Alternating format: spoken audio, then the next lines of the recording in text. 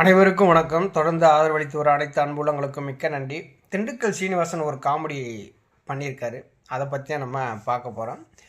திண்டுக்கல் சீனிவாசன் சொல்லியிருக்காரு, ரகசியமாக பேச்சுவார்த்தை நடந்துக்கிட்டு இருக்கு, மிகப்பெரிய அளவில் மெகா கூட்டணி உருவாக போகுது. கூட்டணி பற்றி இப்போலாம் கேட்காதீங்க, தீபாவளி பொங்கல் மாதிரி மக்கள் வரவேற்பாங்க இந்த எங்கள் கூட்டணியை அப்படின்னு பேசியிருக்காரு. அப்படி என்ன ஒரு கூட்டணி உருவாக போகுது? அப்படி மறைஞ்சு பேசுகிற அளவுக்கு அங்கே என்னங்க அப்படி இருக்குது? இப்போ அதிமுக ஒருங்கிணைய போகுது அப்படின்னு சொல்லி ஒரு ரகசிய பேச்சுவார்த்தை நடத்திட்டு இருக்குன்னு சொன்னால் இருக்கிற தொண்டர்கள் சந்தோஷப்படுவாங்க. 2026 எப்படி அம்மாவனுடைய ஆட்சியை கொண்டு வந்துடுவாங்க, அதிமுக ஆட்சி வந்துடும் அப்படிங்கிற ஒரு நம்பிக்கையில் தொண்டர்கள் இருப்பாங்க. இதில் கூட்டணி பற்றி மறைமுகமான ஒரு பேச்சுவார்த்தை, ரகசியமான ஒரு பேச்சுவார்த்தை நடத்திட்டு இருக்குன்னா யாரோட போய் கூட்டணி நடத்துகிறாங்கன்னு தான் தெரியல, பேச்சுவார்த்தை நடத்துகிறாங்கன்னு தெரியல. இல்லை ஒவ்வொரு சாதி சங்கங்களாக பார்த்து பேச்சுவார்த்தை எதுவும் நடத்துகிறாங்களோ?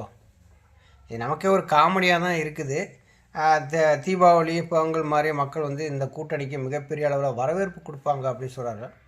தீபாவளி பொங்கலுங்கிறது ஒரு பண்டிகை, அது மக்கள் ஆனந்தமாக கொண்டாடுவாங்க, அதை வரவேற்பாங்க.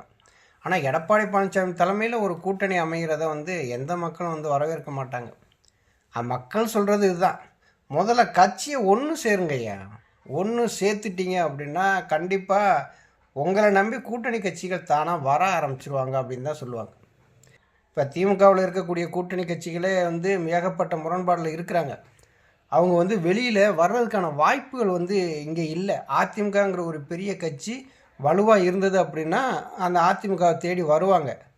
இப்போ அதிமுகவே பல பிரிவுகளாக இருக்கும்போது எதை நம்பி திமுக விட்டு இங்கே வருவாங்க? அப்படி வருகிறவங்களாம் என்ன நினைப்பாங்கன்னா, ஒரு 5 சீட்டு 10 சீட்டு வாங்குகிறோம் அப்படின்னா அதை நம்ம வெற்றி பெறக்கூடிய இடமா இருக்குன்னு சொல்லி வரணும் நினைப்பாங்க இல்லையா?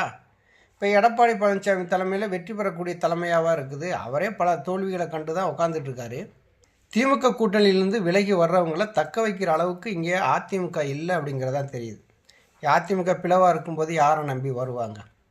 இப்போ புரட்சித் தலைவி அம்மா காலத்தில் பார்த்திங்கன்னா ஒவ்வொரு கூட்டணி கட்சி தலைவர்களும் போயஸ் கார்டன் வாசலில் கியூவில் நிற்பாங்க, நமக்கு ஒரு சீட்டு கிடச்சிடாதா, நமக்கு ஒரு 2 சீட்டு கிடச்சிடாதா அப்படின்ட்டு.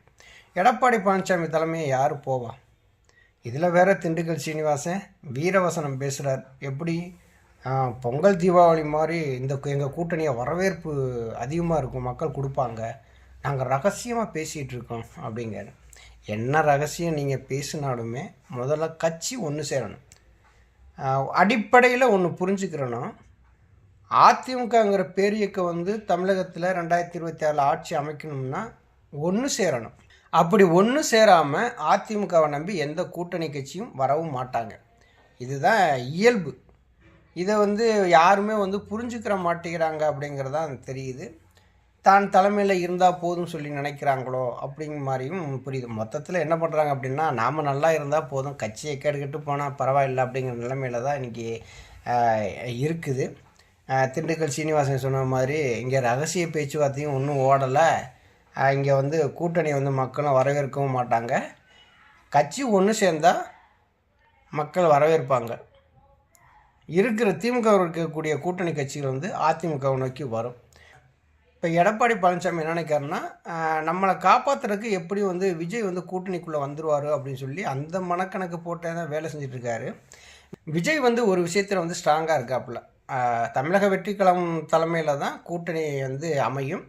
அந்த கூட்டணி அமைச்சு ஒரு வேளை வெற்றி பெற்று இங்கே தமிழ்நாட்டு முதலமைச்சராக வந்துட்டாங்க அப்படின்னா அந்த தமிழக வெற்றி கழகத்தோடு பயணிக்கிற அந்த கூட்டணி கட்சிகளுக்கு அங்கே கூட்டாட்சியில் அங்கே அமைச்சரவையில் இடம் கொடுக்கறது எல்லாமே நடக்கும்.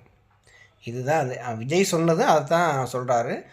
இது கூட்டணி ஆட்சி நடைபெறும் அப்படின்னு தான் அவரும் மேடையில் சொன்னார், மாநாட்டு மேடையில்.